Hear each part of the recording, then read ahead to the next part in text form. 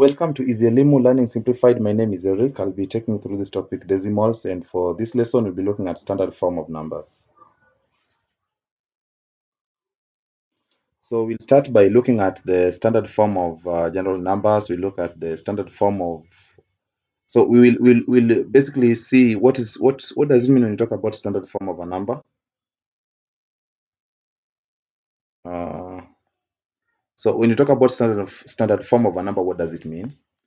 And then after that, we'll look at the standard form of whole numbers. We look at the standard form of decimals.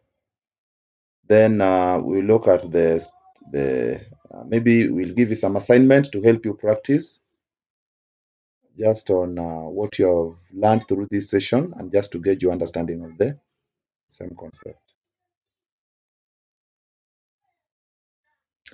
So what does it mean when we talk about standard form of a number? So a number is said to be written in standard form if it is expressed in the form a times 10 power n, where a is a number between 1 and 10. So you can see here a here can be equal to 1. So 1 is less than or equal to a. But a cannot be equal to 10. So a is less than 10. You can see a must be a number that is less than 10. And n is an integer. We have talked about integers before. So n must be a whole number, whether negative or positive, and it can also be 0. See, we said integers are positive whole numbers, negative whole numbers, including 0. So n should be an integer, and a should be a number between 1 and 10. That is, it can be 1, ranging from 1 to 9.99999, but it cannot be 10. So it can be equal to, a can be 1, but cannot be 10. So take note of the symbols used here.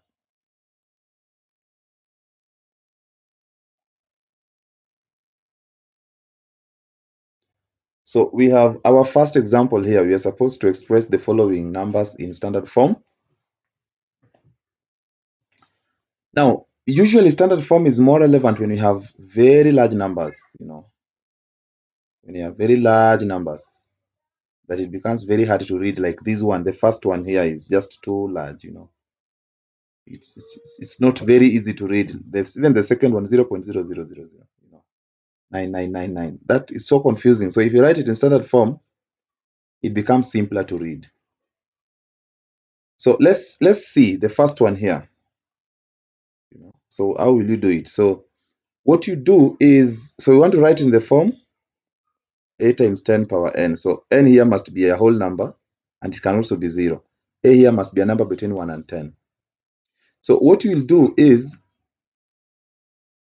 you will have to check where the decimal point is first. And for whole numbers, the decimal point is usually on the right hand side of the last digit, like the last digit is 6. So immediately after the last digit, that's where the decimal point is for whole numbers. So what you do is to shift the position of this decimal point until you are able to get a number that is between 1 and 10, as required in the condition. So let's move it. So 1, 2, 3, 4, 5, 6, 7, 8, 9. So this is where the decimal point should be, so that I have 9 point, So this number here will be approximately equal to 9.09. So 9.0909090909. I'll maybe do some bit of rounding off here so that I have, remember we have done rounding off before, so I'll not write the entire number, because this should be a simpler form of expressing this number. So I'll increase this 8 by 1, because now if I draw a cutoff line after 8, 7 here is falling in the upper category group of numbers. Upper category group of numbers normally ranges from 5 to 9. So we have 0, 1, 2, 3, 4, 5, 6, 7, 8, 9. So you draw the cutoff line there. So this is lower category and this is upper category. So upper category group, if you draw the cutoff line, the upper category, if the digit here falls in the upper category group, you increase the digit before the cutoff line by 1. So I'm going to use 09099. Then you multiply by 10 power. So this is 10 power. How many times did how many steps did the decimal point move? So it moved 9 steps. 1, 2, 3, 4, 5, 6, 7, 8, 9. So that becomes the power of 10. So 10 power 9. That simply means that for you to get the original number that we had, you have to multiply this number by 10 9 times. So that is supposed to be positive 9, you know. You see. So every time you have a whole number like this, please take note that the power of 10 here could be supposed to be positive. So the power of 10 there can be negative or positive. So if you have a whole number like this one here, then the power of 10 will be positive, you know. So if it is a decimal like the one I'm seeing here, you see this number here, the one that is starting with 0 point, it will be a negative number. So the interpretation of a positive power there simply means that you need to multiply this number by 10, you know, 9 times so that you get the original number. So look at this other one. You move the decimal point how many steps? So 1, 2, 3, 4, 5. So again, I'll have approximately 9 point. How many nines are there after that decimal point? 4 of them. So 9.9, 9, 9, 9.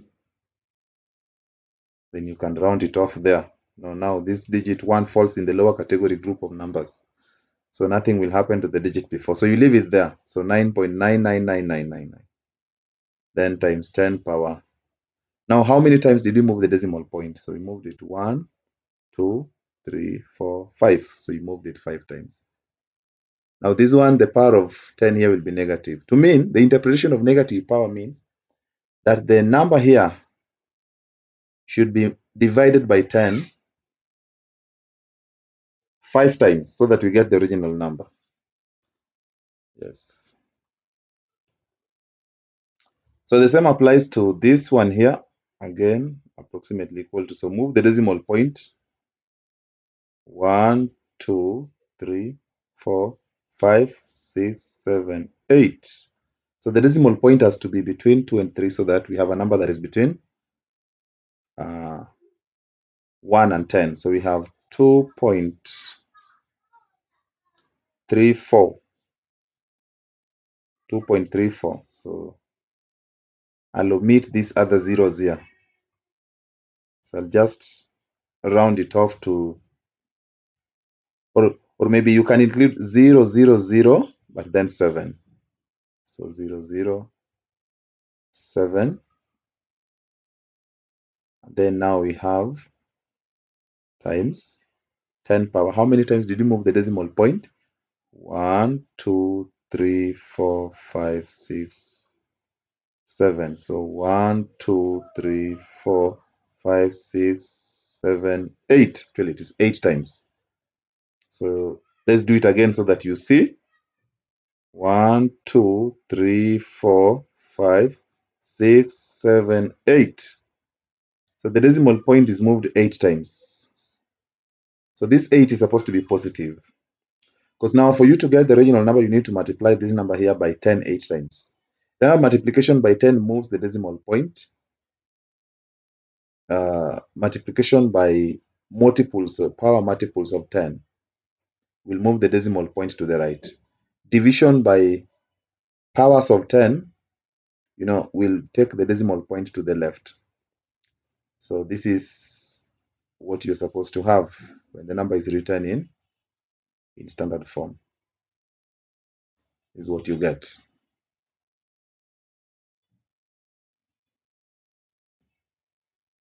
So example 2 now is an application of what we practiced in example number 1. So you see now here the power of 10 is positive. So it means you need to multiply this number by 10 5 times. So multiplication by powers of 10 will take the decimal point to the right. So 1, 2, 3, 4, 5. No, let me do it again here. So 1.9.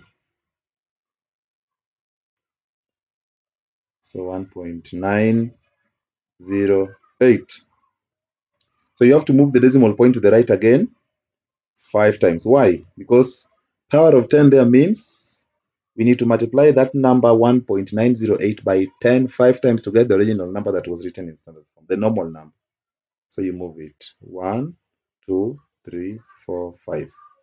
So you see there are zeros here that were omitted. So this number here, 1.908 times 10 power 5 is equals to 19. Remember, the decimal point has been shifted, so it's no longer here. It's now somewhere there, and we will not write it because it's on the right of the last zero. It's like a whole number now. So 190800. That is from standard form to an ordinary number. So you can see here again now, this power of 10 here is negative. So it means you need to divide this number here by 10, the number here, by 10 4 times. And division by 10, by powers of 10, normally shift the decimal point. Where? To the right or to the left? It's supposed to be to the left. So take note of that. Again, that is part of what we have discussed in our previous videos on multiplications, multiplication and division of numbers, of decimal numbers by powers of 10. So we have 1.298. So we are supposed to divide it by 10 4 times. So 1, 2, 3, 4. So there's going to be a 0 there. There's going to be a 0 there, and there is going to be a 0 there, and then here now there is going to be a decimal point. You see, so we say now 1.298 times 10 power negative 4 should be equal to 0. So there is a decimal point, so it means you add another 0 there. And then after the decimal point, there are 3 zeros, so you write them 0, 0, 0, and then there is 1298. 1298. So you can see how you change from standard form to ordinary number. We also have another one here. So here you need to multiply by 10 how many times? 3 times. And multiplication by power of 10 takes the decimal point to the right. So we have 1, 2, 3. So these were the decimal points. So it is on the right hand side of the last digit, so we'll not even indicate it anywhere. So I will simply do this. 2.094 times 10 power 3 should be equal to 2094. And that is how you go about it.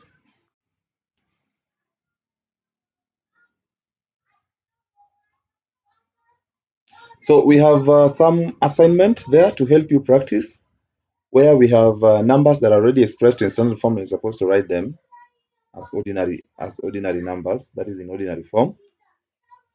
And we also have the numbers there that you're supposed to express in standard form. So you can practice, and just to help you check on your understanding of the concept, you can always be posting the feedback on the comment section, be looking at them and giving feedback accordingly. Otherwise, that marks the end of the session. Goodbye.